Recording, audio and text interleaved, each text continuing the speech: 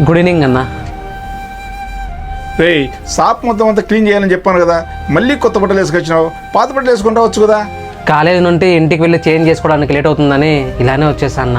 కాలేజా? ఓ, చదువు మానేసి ఈ పనులే చేయాలనుకుంటున్నావా, లేదా డబ్బులు అవసరం ఉండి ఈ పని పార్ట్ టైం మధ్య చేస్తున్నావా? అరుణ్ నా దగ్గర ఏం చెప్పలేదే.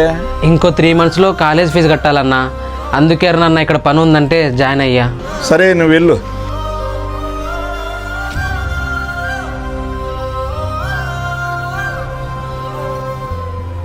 అన్న పని అంతా అయిపోయింది, నేను వెళ్ళొస్తా అన్న.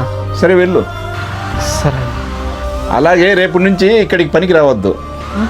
అన్న ఏమైందన్నా? అన్న తెలియకోకుండా బట్టలు వేసుకొచ్చిన అన్న, నెక్స్ట్ టైం నుండి బట్టలు వేస్తానన్నా. అన్న ప్లీజ్ అన్న, అన్న సారీ అన్న. భయపడొద్దురా, చదువుకోవడానికి ఈ పని చేసేది నువ్వు. ఇప్పటి నుంచి నీ కాలేజీకి అయ్యే ఫీజు అంతా నేనే చూసుకుంటా. కాలేజ్ నుండి డైరెక్ట్గా ఇక్కడికి వస్తే నువ్వు ఎప్పుడు చదువుకుండేది? జీవితంలో చదువు అనేది చాలా ముఖ్యంరా. ఈ వయసులో పని చేయకపోయినా ఏ వయసులోనే పని చేయొచ్చు. అదే చదువు ఏ వయసులో చదవాలో ఆ వయసులోనే చదవాలి. పని గురించి ఏమి ఆలోచించద్దు, ఎలా చదవాలనే దాని గురించి మాత్రమే ఆలోచించు.